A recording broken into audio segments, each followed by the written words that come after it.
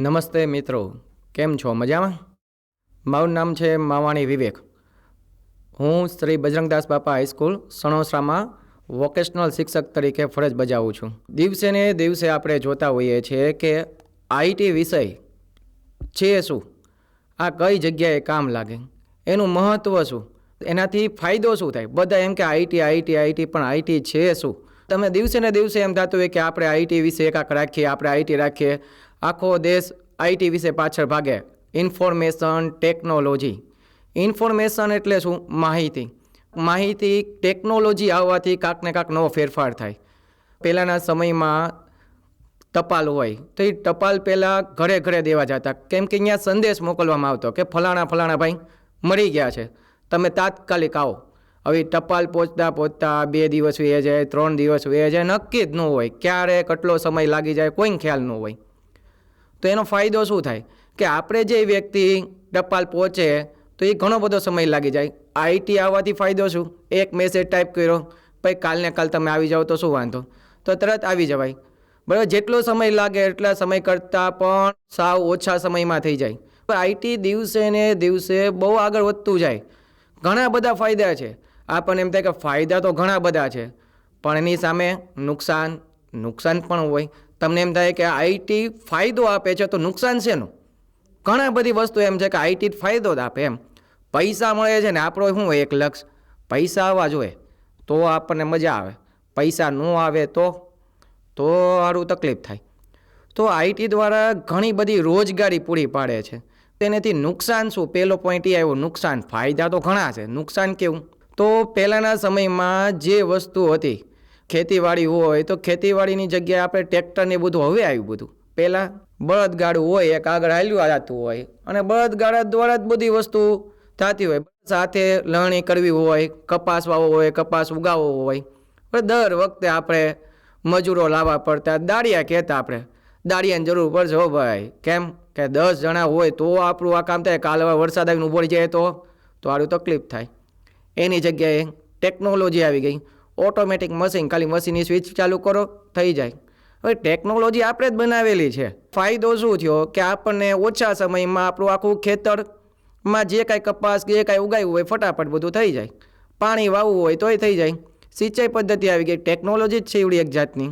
ક્યાંથી આવ્યું પણ બધું? માણસો હતા તો કાંઈ નહોતું થતું જ તો બધું, પણ હવે ઓટોમેટિક મશીન આવ્યા. નુકસાન શું? જેટલા 10 માણસની જરૂર પડતી હતી હવે એક મશીન કરી નાખે છે બધી વસ્તુ. બાકીના બધા શું થયા? બેરોજગાર. કેમ કે એની પાસે સ્કિલ છે કે નહીં, કે ખેતર કઈ રીતના માં કામ કરવું, એ જ વસ્તુ ટેકનોલોજી આવી ગઈ. આપણે ઘણી બધી ઇન્સ્ટાગ્રામમાં, ફેસબુકમાં અલગ અલગ જગ્યાએ આપણે રીલ જોતા હોય, અલગ અલગ પ્રકારના મશીન હોય. આખા ખેતરમાં કઈ રીતના કામ કરવું, ખાલી એક સ્વિચ દબી દો, ઓટોમેટિક મશીન, ટ્રેક્ટર આવી ગયા. આધુનિક ટેકનોલોજીનો ઉપયોગ થવા માંડ્યો. દિવસે ને દિવસે બધું વધતું જાય. આપણે એવું શું કરીએ? વિદ્યાર્થીઓને એમ થાય કે સારું આ બધી વસ્તુ તો કાંઈક શીખવા જેવી છે. આ ગવર્મેન્ટ પ્રોજેક્ટ આપ્યો છે.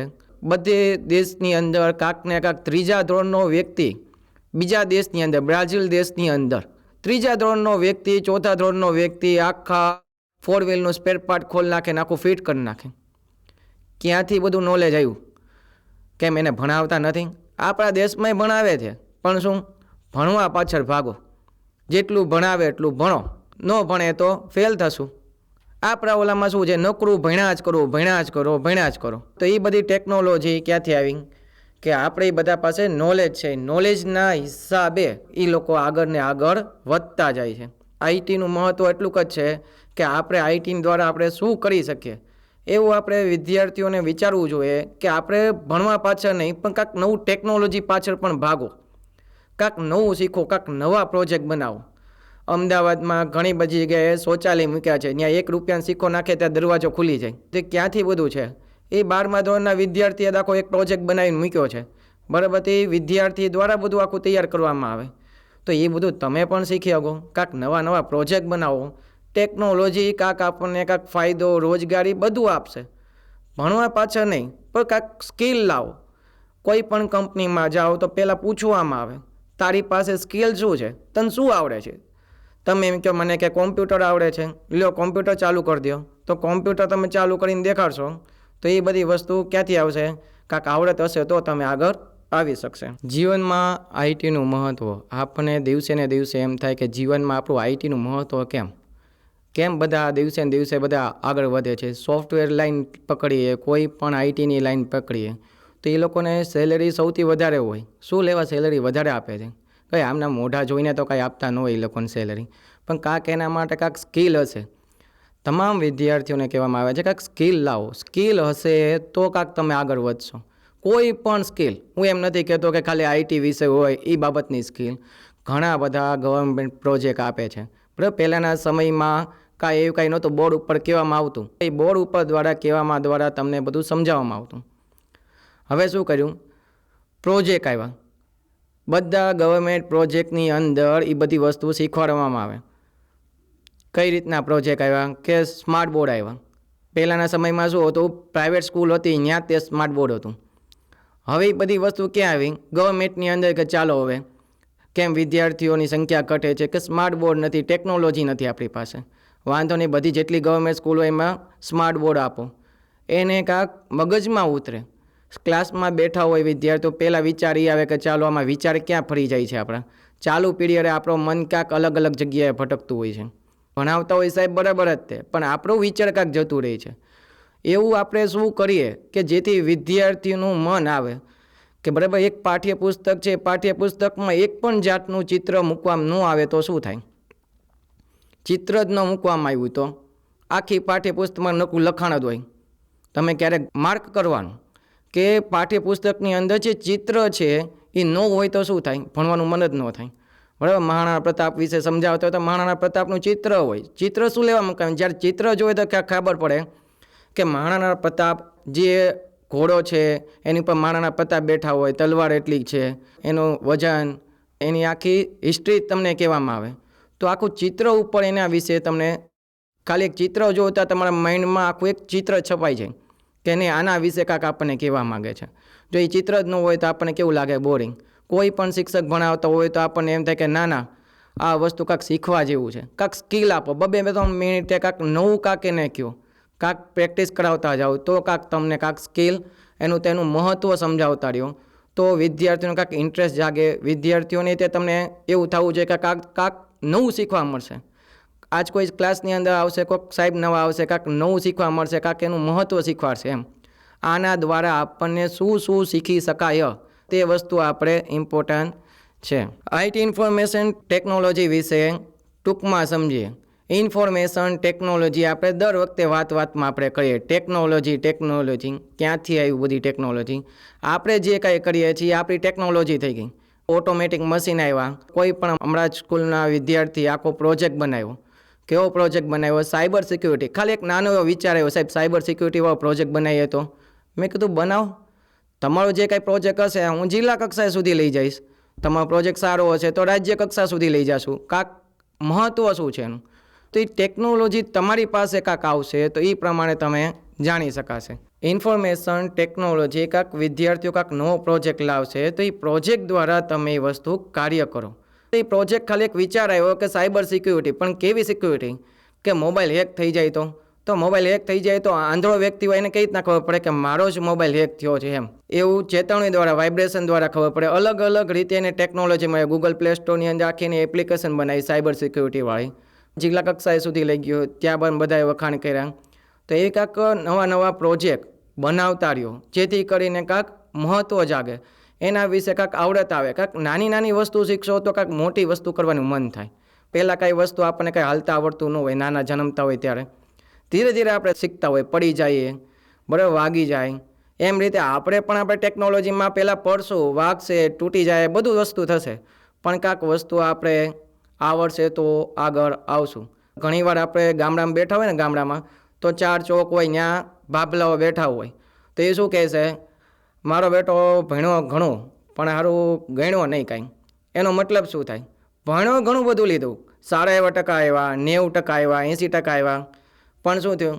એને પાસે કાંઈ નોલેજ છે નહીં, પુસ્તકિયું નોલેજ છે. આપણે પુસ્તકિયું નોલેજ લાવવાનું નથી. જેટલું નોલેજ તમારી પાસે હશે એટલું જ નોલેજ તમે આગળ વધારી શકશો.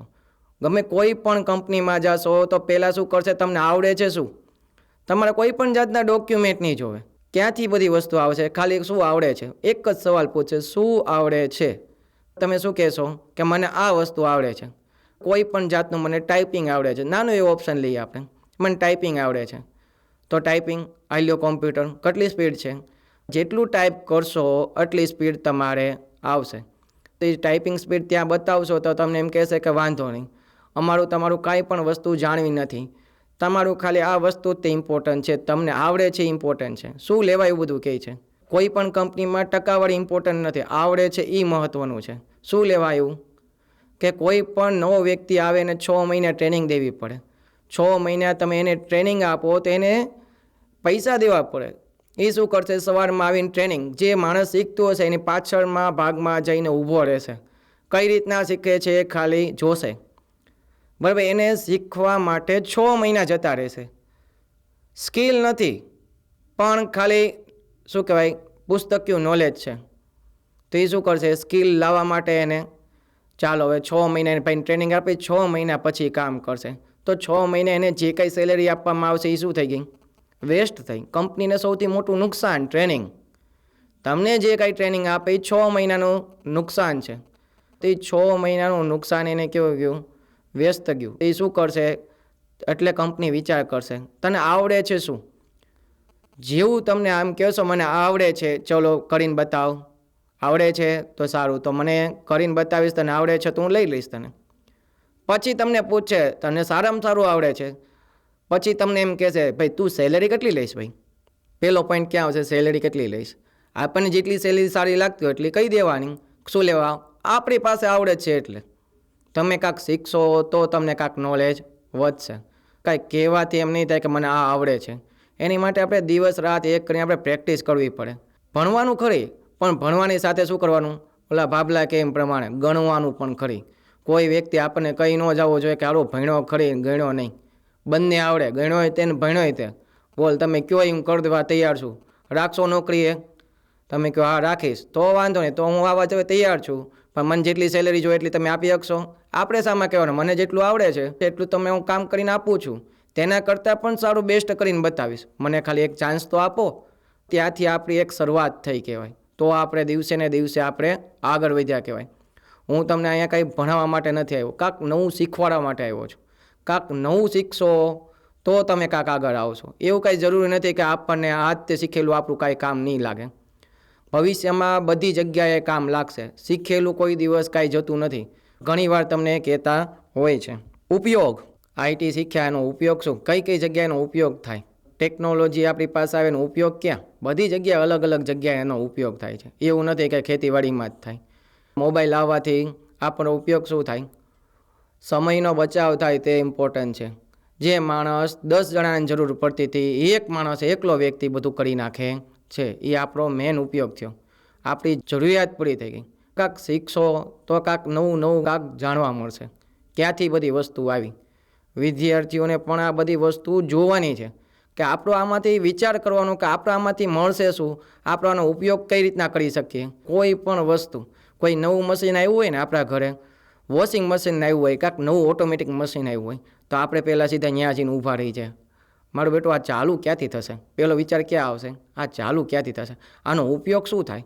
કપડાં ધોવાઈ જાય ને હુકાઈ જાય, તો પહેલો વિચાર તમે એ કર્યો કે આ હુકાઈ કઈ રીતના ગયું, કઈ રીતના એનો ઉપયોગ થયો, એવું અંદર એવી સિસ્ટમ એને શું મૂકી, એવા સેન્સર એવા કેવા મૂક્યા. ત્યાં નવા નવા પ્રોજેક્ટ વિદ્યાર્થીઓ બનાવે.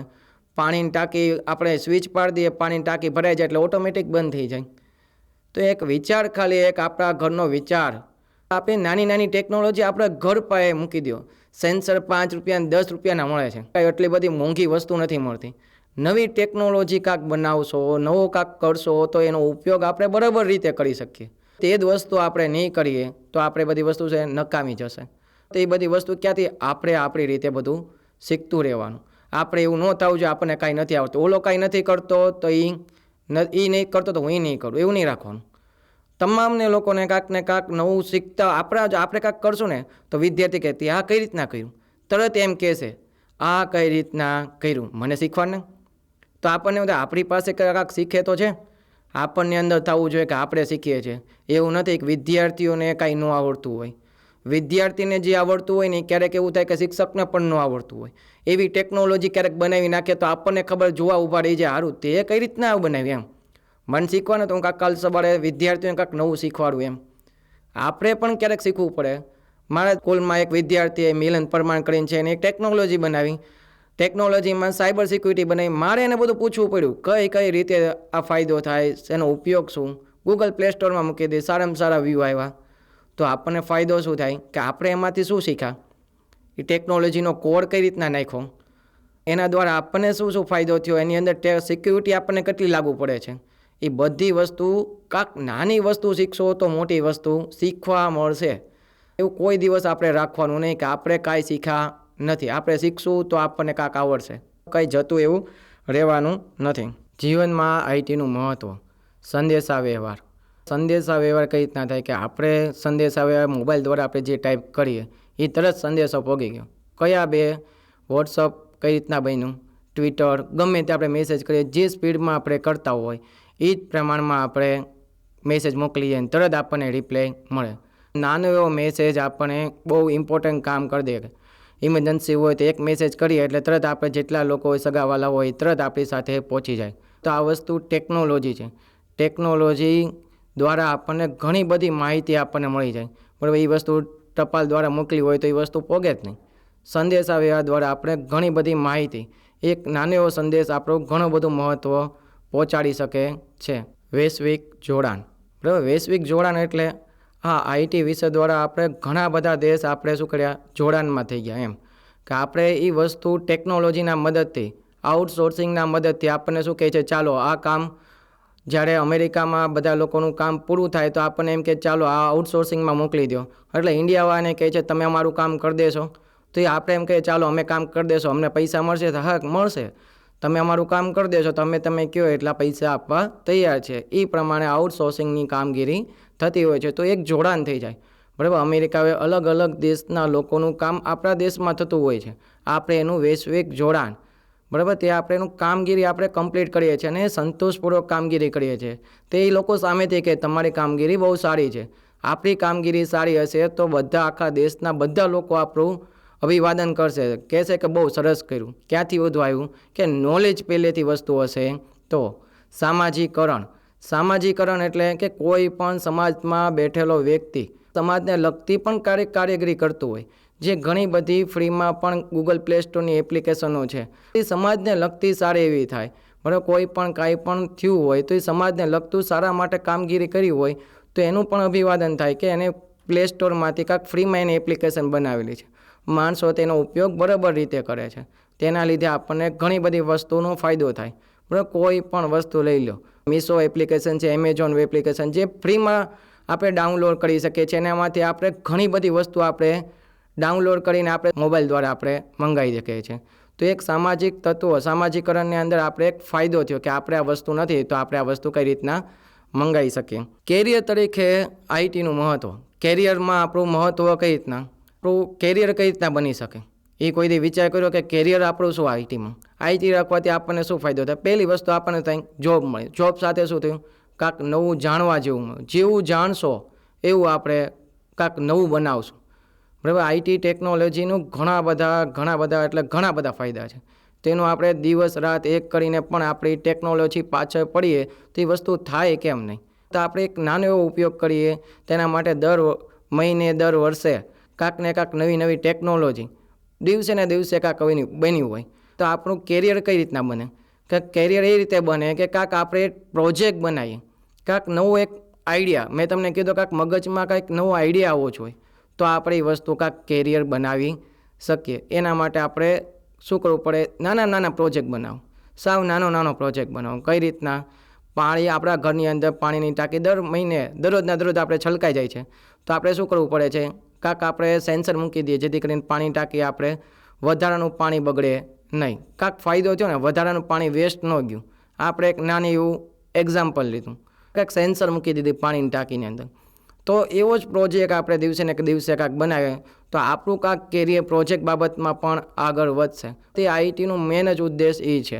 તેના દ્વારા આપણે શું એવું કરીએ, વોકેશનલ શિક્ષક હોય એને જ્યારે લેવલ 1 લેવલ 2 જ્યારે પાસ કર્યું હોય વિદ્યાર્થીઓએ તો એનું એક સર્ટિફિકેટ આવે તો એના વિશે માહિતી આપે કે આ સર્ટિફિકેટ કઈ કઈ જગ્યાએ કામ લાગશે, કે એની પાસે નોલેજ આવી ગયું છે.